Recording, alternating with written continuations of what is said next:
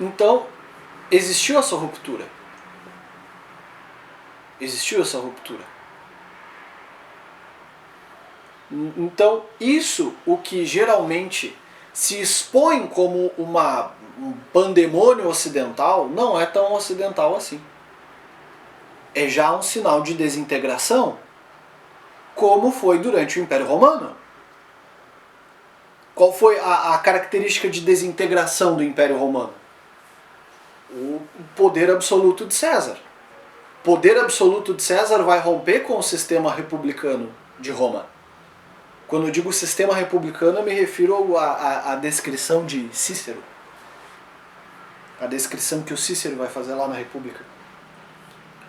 Que tem toda aquela mística de que nós não somos os gregos que tinham seus hábitos volúveis, dado a sua forma de mercado, o fato de que moravam em ilhas, nós temos costumes robustos, etc. Toda essa veneração à República Romana, não é? Então, república nesse sentido do Cícero, né? E notem que os Césares vão começar a romper com essa estrutura da República Romana. Como o iluminismo vai começar a romper com a circulação das ideias cristãs e a ruptura no comportamento do poder, a sua forma ocidental, vai acontecer durante a Revolução Francesa. É na Revolução Francesa que o poder vai começar a ter estados de latência. Começa a se expandir, começa a distribuição de cargos, etc. Por quê? Porque a aristocracia francesa era ociosa. A aristocracia perdeu a sua função, o seu papel. E por isso houve a necessidade da instituição de um novo poder. A sociedade precisou de uma nova forma de moderação. Essa nova forma de moderação era muito mais totalitária do que a aristocracia. Isso é lógico, mas ninguém tinha como prever o que ia dar o negócio lá. Não tinha como prever. Certo? Então entendamos, quando esse pessoal, a fins de propaganda, para atacar o nosso modelo político, cultural, etc., nós temos que entender que nós estamos em estado de ruptura com o que é o ocidentalismo. E principalmente o cristianismo foi profundamente secularizado nos últimos 2 séculos. Os últimos 2 séculos secularizaram profundamente o cristianismo.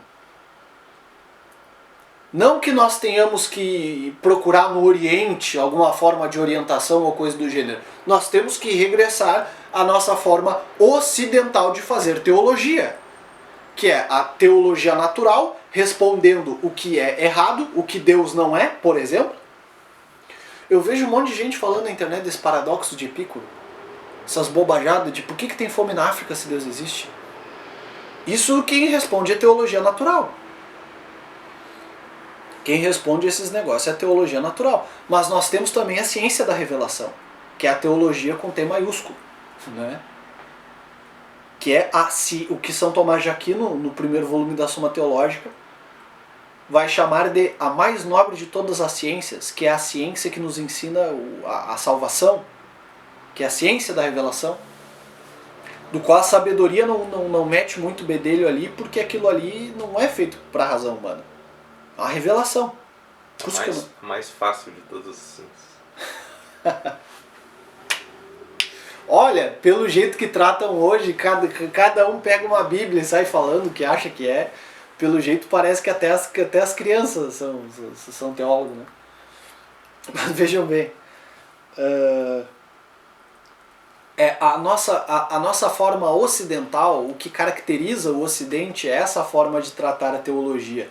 Essa é a nossa espiritualidade. Lógico, não se limita só a isso. Mas é essa forma de teologia que responde às nossas perguntas, os nossos dilemas. E aí nós temos 2 elementos muitíssimo interessantes sobre essa ruptura do iluminismo com a herança propriamente ocidental. Notem que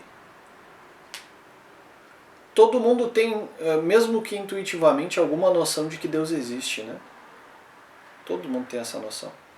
É porque durante o período da Idade Média circulou essa ideia das 5 vias de São Tomás de Aquino. As provas da existência de Deus, mas a prova de necessidade.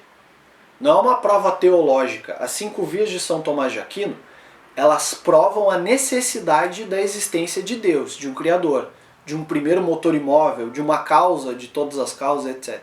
Mas não demonstra que Deus é o Deus triuno. Isso é matéria de teologia. A teologia, a Her Magister das ciências, ao qual a filosofia vai ser sua serva através da teologia natural. A teologia natural vem para esclarecer o que é erro interpretativo a respeito da teologia. Esses negócios de fome na África, paradoxo de Epicuro, isso é um problema que os camponeses da Idade Média não tinham. Isso são problemas que os camponeses lá não tinham esse tipo de dúvida. Porque era ampla a circulação dessa questão da ideia das 5 vias, o argumento modal de John Duns Scotus, o argumento modal, etc. O Tratado do Primeiro Princípio de John Duns Scotus vai tratar disso. Então a circulação de ideias, hoje essa ideia circula até hoje, na verdade, de que tem a necessidade da existência de um Deus, mas não tem matéria que responda, não existe pujança intelectual respondendo isso. A apologética hoje é coisa raríssima do nosso lado aqui. E a filosofia, ela se tornou quase que uma matéria esotérica, graças ao racionalismo. Ela se torna quase uma matéria esotérica. Imagina, você vai falar sobre o Das Zeitgeist do Hegel pro Zezinho ali. Não tem como. Ele precisa se alienar da realidade para entender as categorias do Hegel. Imagina eu explicar o Zeitgeist pro cara. A fenomenologia do espírito do Hegel. A dialética da história. Que aquele negócio lá é uma dialética que concilia tudo, né? Parece o Heráclito. Aquela questão de a conciliação dos contrários, a conciliação dos conflitos no Heráclito. Então o sujeito ele precisa negar a razão dele para entrar nessa filosofia do Hegel para ter alguma resposta. Certo? Fora fala hoje sobre Foucault. Foucault é niilismo de cátedra. Foucault é niilismo de cátedra. Imagina, vamos responder as questões sobre a sua vida. O negócio é o seguinte. Existe a microfísica do poder. O Estado, ele constrói os conceitos que você acredita. Mas o que eu respondi com esta merda? Não respondi nada. A teologia natural é muito mais eficiente para responder esses dilemas. A questão da ausência de substância no mal, o mal ser uma ausência, isso responde à questão do Epicuro, da África, do não sei o quê, isso responde. Então, a nossa cultura não responde mais os nossos dilemas, não é? A cultura não responde mais os nossos dilemas, e nós rompemos com a tradição que respondia. Então, não tem como não dar merda um negócio desse, né?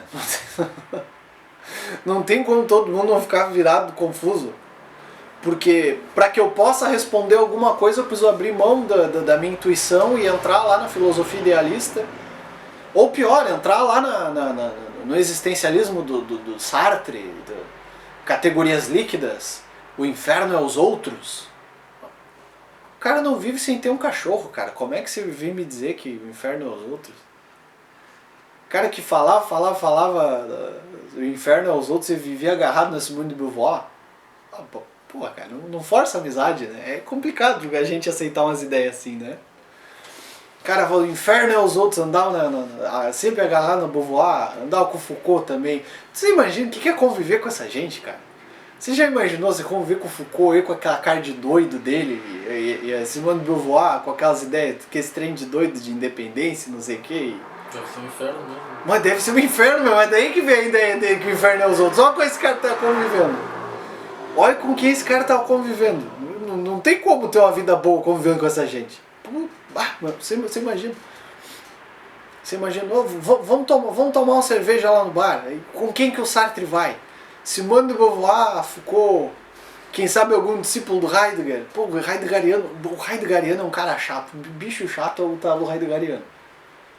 Porque não existe Deus, não existe coisa boa, todo mundo vai morrer. É um troço desgraçado, cara. Enfim, aí nesse caso, se aplicando a vida do Sartre, aí é difícil dizer que ele está errado. Com essas peças que ele andava junto, eu até acredito que o inferno era os outros. Mas entre pessoas normais, não é assim. Na vida normal, as coisas não são assim.